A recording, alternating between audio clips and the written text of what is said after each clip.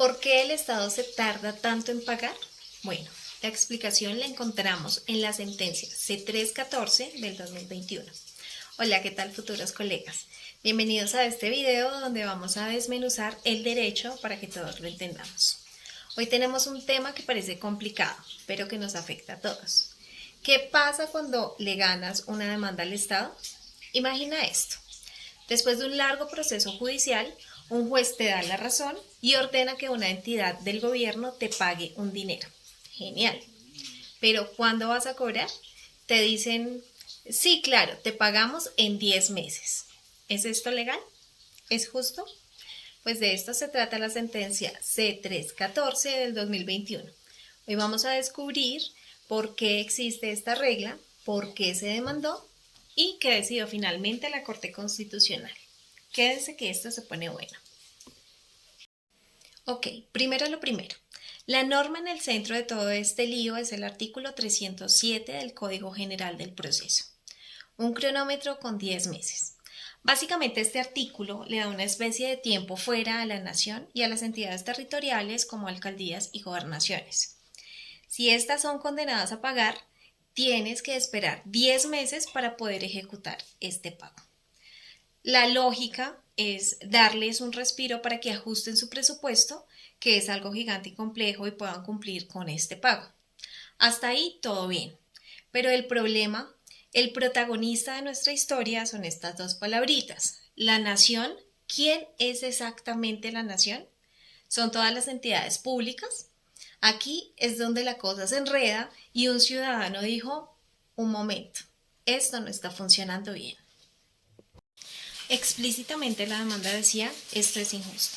El demandante llegó a la Corte Constitucional con varios argumentos muy potentes, diciendo que la forma en que se interpretaba la nación estaba rompiendo principios fundamentales de nuestra Constitución. Vamos a ver sus tres cargos principales. En primer lugar, el cargo estrella, sin lugar a duda, es la violación a la igualdad, comprendida en el artículo 13 de la Constitución Política Colombiana. Este es el corazón de la demanda. Se argumenta que se estaba creando desigualdad brutal. ¿Por qué? Porque en la práctica solo se daba el beneficio de los 10 meses a entidades del sector central como los ministerios. Pero, ¿qué pasaba con entidades como Colpensiones? Aunque es del Estado, es del sector descentralizado. Esto nos crea un escenario distinto y de locos. Voy a dar un ejemplo para comprender mejor. Un personaje A demanda a un ministerio. Este tiene que esperar 10 meses para que se le pague. Y un personaje B demanda a Colpensiones y este puede cobrar de manera inmediata. Es la misma situación con dos resultados totalmente diferentes. El demandante dijo que esto era una clara violación al artículo 13 de la Constitución, que nos garantiza el derecho a la igualdad ante la ley. No había una razón lógica para tratar a dos entidades públicas y a dos ciudadanos en situaciones similares de manera tan distinta. En segundo lugar, el acceso a la justicia se queda a medias, donde se relacionan los artículos 2 y 229 de la Constitución Política de Colombia. Luego el demandante abocó al artículo 2 sobre los fines del Estado como tener un orden justo y el artículo 229 sobre el derecho a acceder a la justicia. Su punto era simple. ¿De qué sirve ganar un juicio si al final el derecho se queda en el papel? Una justicia que no se materializa, que no te permite cobrar lo que es tuyo de manera efectiva y equitativa, es una justicia incompleta. Se sentía como ganar la carrera, pero que no te dieran la medalla. En tercer lugar, el argumento irónico. ¿Se está perdiendo la plata? ¿Dónde se refiere al artículo 334? Y aquí viene el plot twist. El demandante usó este artículo que habla de la sostenibilidad fiscal y argumentó que esta desigualdad, en lugar de proteger el dinero público, lo estaba despilfarrando. ¿Por qué? Como entidades como Colpensiones no se les daba el plazo, eran demandadas ejecutivamente de inmediato. El resultado lo tenían que pagar no solo con la deuda, sino también una millonada en intereses por mora y costos del proceso. En conclusión, pues el remedio estaba saliendo más caro que la enfermedad. Se estaba generando un hueco fiscal por una interpretación en la ley. Ahora, ¿cuál fue la decisión de la Corte? Manzanas y naranjas. Con esta papa caliente en sus manos, ¿qué hizo la Corte Constitucional? Después de analizar todo, tomó la decisión. La norma era constitucional. La expresión nación se quedaba como estaba. Ahora, ¿es exequible? Sé lo que están pensando, pero ¿y la desigualdad? La Corte explicó su razonamiento con una lógica muy específica y aquí se las traduzco. Primero, la cancha la diseña el Congreso. Lo primero que dijo la Corte es que el Congreso tiene libertad de configuración legislativa, es decir, el Congreso es el que diseña las reglas del juego de los procesos judiciales.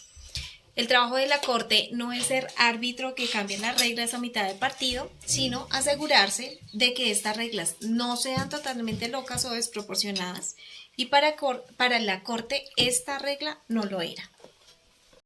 Segundo, el argumento clave. No podemos comparar manzanas con naranjas.